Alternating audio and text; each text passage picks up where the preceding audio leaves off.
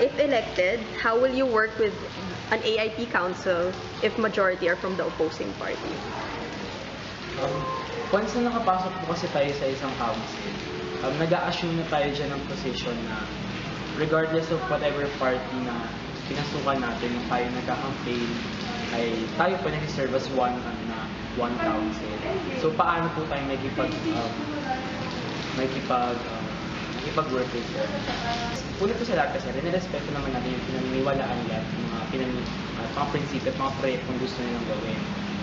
Kaya sa akin, sa side ko po, ako po ay rin-respeto ko sa tulad ng pag-respeto ko po sa kanila ngayong election. Ngayong, kung mapapansin po natin, di ba, yung tatlong partido ng buong university ay magkakaiba po talaga ng mga paniniwala. Talagang nagka-clash. Ngunit sa bawat room po na pinapasukan nila, tayo po ay hindi naging bingi upang mapakinggan yung mga opinion o mga paninindigan nila sa mga bawat bagay. Rin-respeto po natin yun. Tulad ng ating kagustuhan ay respeto din nila kung ano man yung pinaninigan natin. Maganda pong katanungan dyan ay ibalik sa kanila kung sila po ba bilang dominant party ay makikipagtrabaho po sa nag-iisang tao na hindi naman galing sa kanila. So why should people vote for you over your opponent? Pagtatakbo gamit ang sa principled politics po. Ang dinadalawang dito ay yung prinsipyo at hindi yung personality. Kung pagpabasihan po nila ay hindi ang personality, ang credentials, ang background, track record ng isang kandidato at ang prinsipyo lamang niya, ang alam nila na kakayahan niyang maglingkod, ayun po, dapat nila po ang ito. Why should people vote for your opponent over you? Siguro po kung una sa lahat dyan, kabaliktaran din po ng kasagutan ko. No? Kung naniniwala po kayo ng personality po ang dapat naunguna or na-overthrow niya dapat ang prinsipyo, iboto po natin siya. Pangalawa po, galing na rin po sa kaisa, di ba? Break the status quo. Diba? If you do not want to break the status quo, then you should vote for Micah. And wala naman po tayo against sa kanya. Nakita naman po natin magaling siya. And maganda naman yung kanyang credentials. Ngayon with the reasons stated above po, ayun po, iboto po natin siya. Ano ang 3 basic leadership principles mo at paano mo yun i-a-apply kung na-elect ka? Ayan. Siguro po magiging sagot ko dyan, sobrang cliche na, pero ito po talaga ay aming isinasabuhay. Hindi lang namin to dinideclare, hindi lang namin to pinagmamalaki. It's not something na we should just be proud of, but we should live to it sa bawat buhay po namin. Ang pagiging tunay palaban makabayan. Ito po yung leadership namin. Bakit po? Tunay, dahil tayo po ay talagang naninindigan sa mga gusto natin makantaan, di ba?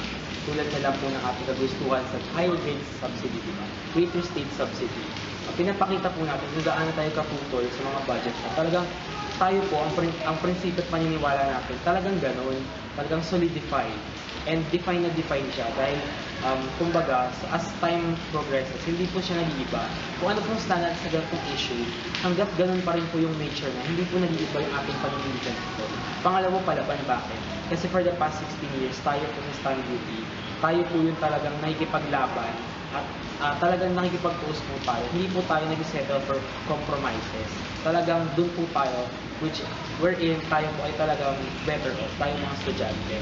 Palaban dahil hanggat hindi po natin nakukuha yung solusyon sa mga problema ito, patuloy po natin sinusulong ating advocacy, yung ating paninindigan dito. Talaga pong kung sino man po yung naghihinder sa pagkamit natin ito, talagang lumalaban po tayo. Pinapakita po natin na may boses po tayo.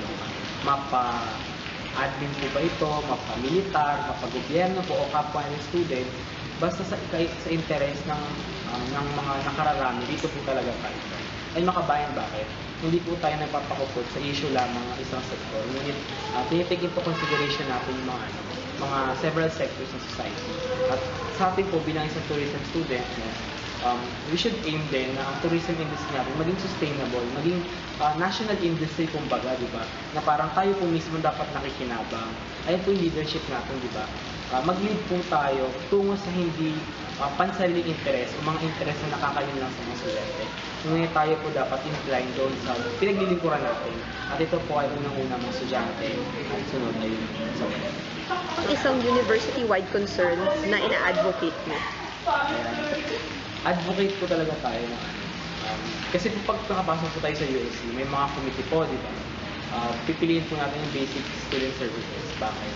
Kasi based on experience po talaga, yung mga serbisyo po ng mga pang-estudyante dito, kulang na kulang po tayo. And hindi lang po ito masisettle sa pamamagitan ng mga dialogue na kinukonduct natin sa admin, sa mga kapwa na students. Pero dapat, we should take this to the next level. Kumbaga, hindi lang naman tayo nag-settle for that na pagpa-signature campaign o gumawa ng position paper para ma-address yung mga pangangailangan natin ito. Ngunit dapat natin ito i-continue i-assert. Dahil unang-una po sa lahat, democratic right po natin yan. Tayo po ay, diba, ang hirap-hirap na nga po makapasok sa UP una dahil sa pagbayad po ng matrikula. So, pagpasok mo pa dito, pagpasok mo pa sa AIT, diba, haggard, diba, galing pang footbridge, diba, pagpasok mo dito, wala kang photocopying machine na kailangan mo for your reading. Wala kang printing service na kailangan mo ipasa mamayang 5 minutes yung paper mo, diba, yung mga tubig na wala naman talagang laging wala, di ba? Siyempre nakakapagod din naman yung mga problema natin na nararanasan ngayon sa bahay, sa lipunan, pati ba naman dito. Yun po yung advocacy na nais natin i-address, di ba? Maliit po itong bagay sa, kumbaga, parang sobrang liit po ito sa nararanasan ng mga tao sa kayang di ba? Mga naghihirap po magsasaka, manggagawa. Pero isa po natin itong karapatan, dapat dito pa lang sa maliit na bagay, na isusulong na po natin yung ating paglalaban, di ba? Kasi unang-una po sa lahat, karapatan po yan. And kung tayo po masisettle sa mga sinasabi, dinidictate sa atin na, o hindi kayo pwede magposisyon o magbigay ng campaign against dyan, then hindi po tayo papayag dyan. And hindi lamang po sa pagkapanalo natin bilang isang student council member, kundi bilang isang AAP student. Patuloy po natin i-assert yan. Kung ibabato naman po yung tanong na bakit hindi po tayo ay sumulong nito nung hindi pa campaign period, hindi po tayo naniniwala kasi na sa individualistic approach na tayo po bilang individual ay may kakayahan na magsulong ng pagbabago. Sa isang extent, maaari bilang ngunit tayo po hindi po tayo mayabang na nagsabing bayani tayo na pinalagay natin sa pedestal ang ating sarili. Ngunit gusto po natin kasama po yung mga kapwa ng estudyante. Dahil yung mga kapwa po natin estudyante ay ang mga makakasama lang natin dahil tayo po dito yung mga mismong ginigipit sa ating naranasan.